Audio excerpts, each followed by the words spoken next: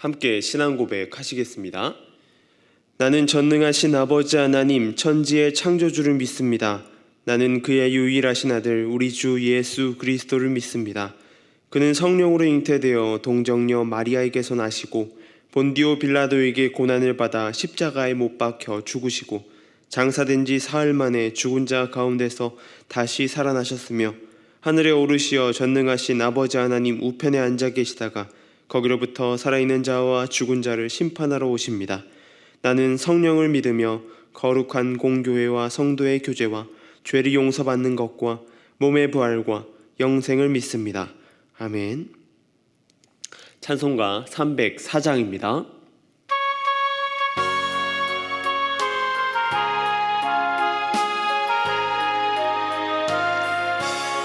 그 크신 하나님의 사랑 말로 다 영영 못하네.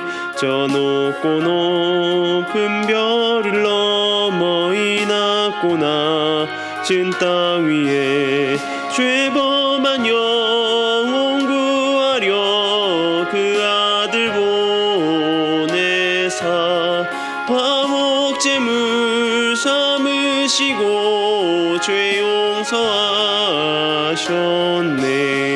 하나님 크신 사랑은 측량 다 못하네. 영원히 변치 않는 사랑 성도여 찬양하세. 괴로운 시절 지나가고 땅 위에 영화세할 때 주 믿지 않던 영혼들은 큰 소리 외쳐 울어도 주 믿는 성도들에게 큰 사랑 베푸사 우리의 죄 사했으니 그네 잊을까. 하나님 크신 사랑은 측량 다 못하네. 영원히 변치 않는 사랑 성도여 찬양하세.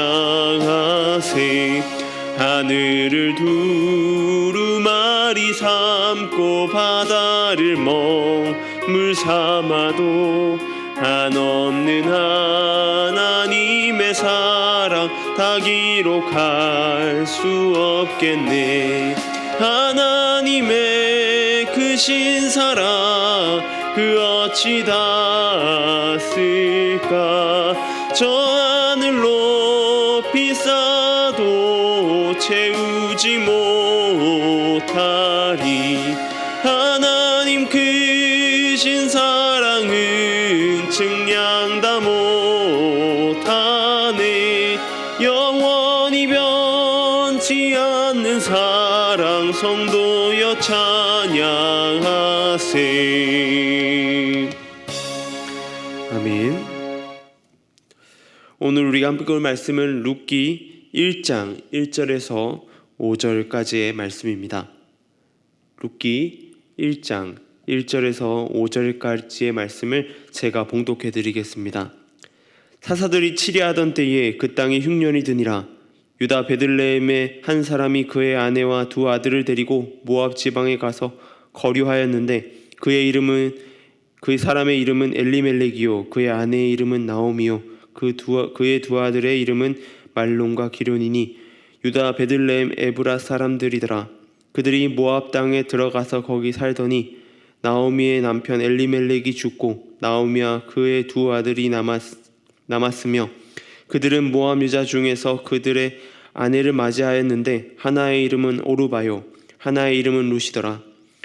그들이 거기에 거주한 지 10년쯤에 말론과 기론 두 사람이 다 죽고 그 여인은 두 아들과 남편의 뒤에 남았더라.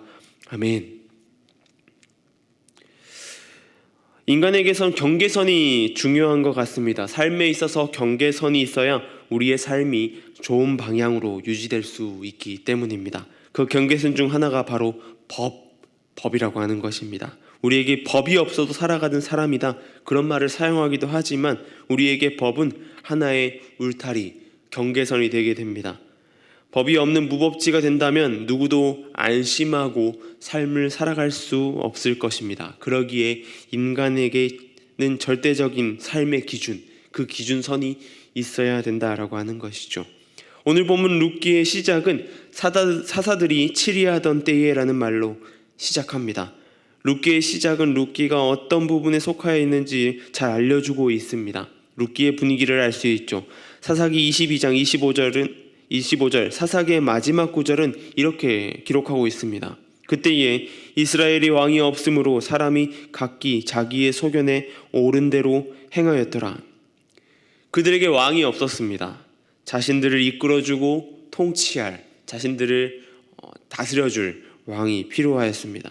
주변 나라들이 왕이 있었고 그로 인하여서 강력함을 보여주는 것으로 보여집니다. 옆집이 잘 되면 어떤가요? 부럽죠. 그렇습니다. 그런 자신들에게도 그런 강력함을 가지고 싶었습니다. 그 왕을 하나님께 요구하기 시작하였습니다. 그런데 정말 그들에게 왕이 없었을까요? 이 룻기는 한 가정의 이야기입니다.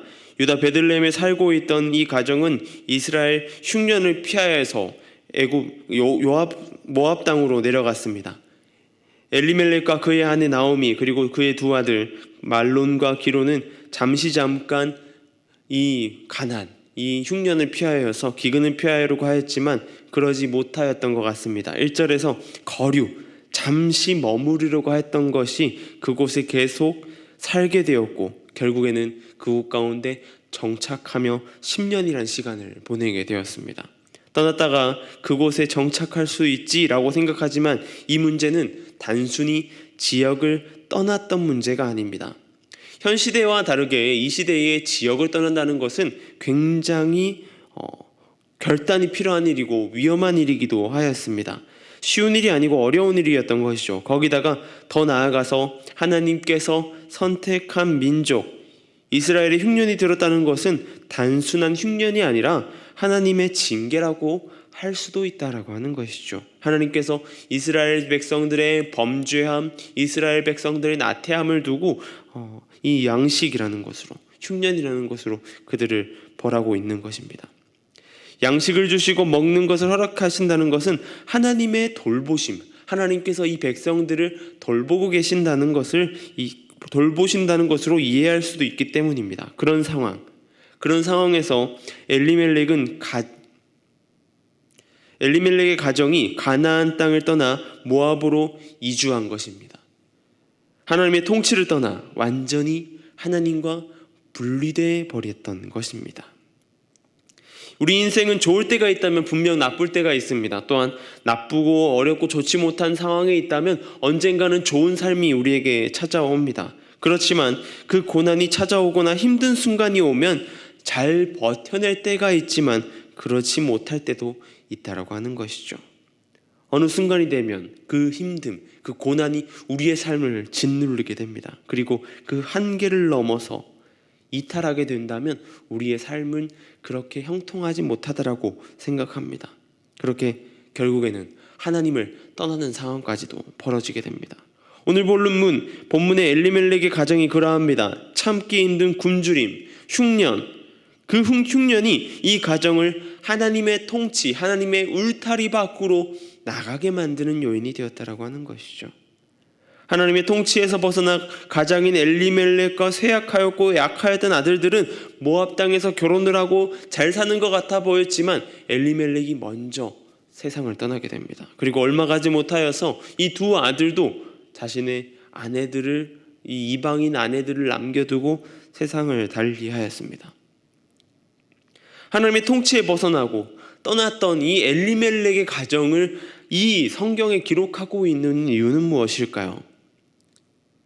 먼저는 우리는 연약한 존재임을 알려주고 있습니다. 하나님을 알고 있고 하나님에 대하여 생각하지만 우리는 하나님보다 우리의 삶에 닥친 문제, 환경적인 요인들을 위해서 더 큰 영향을 받고 살아간다고 하는 것입니다. 대인관계, 가정 형편, 경제적인 여건 등이 우리의 삶을 좌지우지하는 것이죠. 엘리멜렉이 비판하겠지만 우리의 모습이 그런 모습이 아닐까 하는 생각을 하게 됩니다. 나의 왕이신 하나님을 고백하고 찾고 기도하지만 우리의 삶의 힘든 환경, 힘든 상황들, 그런 삶에 하나님은 온데간데 없고 삶의 자리에서 환경만을 바라보고 있진 않은가라고 하는 것입니다. 그런 룻기가 왜 쓰여졌을까요? 하나님께서는 그런 그들도 돌아오도록 기다리고 계시며 부르고 계신다는 것입니다. 그 언제 어느 때나 하나님의 통치에 벗어나지 않는 것이 우리의 삶의 가장 좋은 삶, 가장 베스트인 삶이지만 우리는 너무 연약하다는 것이죠. 하나님의 통치가 있고 하나님의 다스림이 있지만 우린 연약합니다. 지금 당당하게 이야기하지만 우리의 삶이 어려워지고 힘들어지면 어떻게 될지 모르는 것이 인간입니다. 혹시라도 멀리 떠났다면, 그리고 멀리 있다면 하나님을 찾으시길 소망합니다. 돌아오기만 하면 되는 것이죠. 하나님을 떠나 있다면 돌아오면 되는 것입니다. 하나님께서 여전히 그 자리에서 우리를 기다리고 있으실 것이기 때문입니다. 여전히 하나님께서 우리를 반기실 것이죠. 우리가 생각하는 것보다 하나님께서는 더 크고 그리고 강력한 우리의 왕 되십니다. 사사기에 왕이 없어서 찾았지만 하나님께서 우리의 왕 되심, 하나님께서 이들의 삶을 이끌고 계시다는 것을 우리가 볼 수 있습니다. 오늘 하루의 삶에도 우리는 하나님을 떠나려고 할 때가 많이 있을지도 모릅니다. 우리의 삶의 환경이 어려워서 삶의 자리에 불평과 불만이 새어나와서 하나님을 떠나고자 하는 마음이 생길 때가 있을 때가 많을지도 모릅니다. 그때마다 우리는 여전히 잡고 있는 하나님을 바라보시길 소망합니다. 더 나아가서 우리의 삶이 하나님으로부터 떠나 있고 하나님으로부터 멀어져 있다면 하나님께로 돌이키는 저와 여러분 되길 소망합니다. 하나님의 그 울타리 안으로 돌아오는 우리 모두 되길 소망합니다. 기도하겠습니다. 하나님 감사합니다. 오늘 말씀 가운데 룻기의 시작의 모습을 보며 암울했던 이들의 가정의 모습을 살펴보게 됩니다. 주님, 하나님의 품을 떠나 흉년, 기근의 그 하나님의 통치를 떠나 있었던 이 가정 가운데 있었던 불행한 모습들을 많이 보게 됩니다. 주님, 우리의 모습이 하나님을 떠나서 너무 연약한 존재임을 발견하게 됩니다. 또한 우리의 삶이 하나님 품 안에 있지만 여전히 삶의 환경과 여러 가지 상황들을 바라보고 있는 우리의 연약함 또한 발견하게 됩니다. 주님, 온전히 이 시간간에 기도하기는 주님, 온전히 주님 인도하심을 바라보며 하나님의 통치로, 하나님의 인도하심으로 돌아오는 우리의 삶 되게 하여 주시옵소서. 온전히 주님 앞에 주님을 바라보게 하여 주시고 온전히 주님의 통치를 바라보며 나아가게 하여 주시옵소서. 주님, 수능생들을 위해 기도합니다. 주님, 그들의 환경이 어렵고 힘들고 어려운 고난 가운데 있기도 합니다. 주님, 그들의 삶을 이끌어 주시고 그들을 통치하여 주셔서 온전히 하나님 안에서 시험을 잘 감당할 수 있도록 인도하여 주시고 또한 눈을 들어 하나님의 놀라운 인도하심을 바라보며 나아가 이 시험도 하나님께서 우리의 삶에 주신 하나의 과정임을 주님 바라보고 나아갈 수 있도록 주님 도와주시고 인도하여 주시옵소서. 또한 취업을 앞둔 우리 청년들 가운데도 주님 함께하여 주시고 모든 것들 가운데에 하나님의 인도하심을 기도하며 기대하며 나아가는 삶 되게 하여 주시옵소서. 어떤 상황에서든 하나님을 놓지 않고 나아가는 인생 되게 하여 주시옵소서. 주님, 미얀마 땅을 위해 기도합니다. 그 땅 가운데에 주님 긍휼히 여겨주시고 함께 하셔서 온전히 주님의 통치가 가득한 땅 될 수 있도록 주님 도와주시옵소서. 여건이 여의치 않고 모든 환경들이 쉽지 않은 상황입니다. 주님, 이때에 오로지 주님 한 분만을 바라보며 나아가는 그곳 가운데에 있는 하나님의 백성들 될 수 있도록 주님 도와주시옵소서.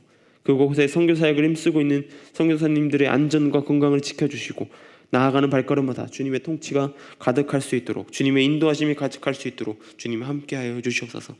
오늘 하루 삶 가운데에 우리 삶을 붙들어 주실 주님을 기대합니다. 또한 노은중앙교회를 붙들어 주실 주님을 기대합니다. 온전히 우리가 이 자리 가운데서 하나님 안에서 나아갈 수 있도록 주님 함께하여 주시옵소서. 감사합니다. 이 모든 것 우리 주 예수님의 이름으로 기도드립니다. 아멘.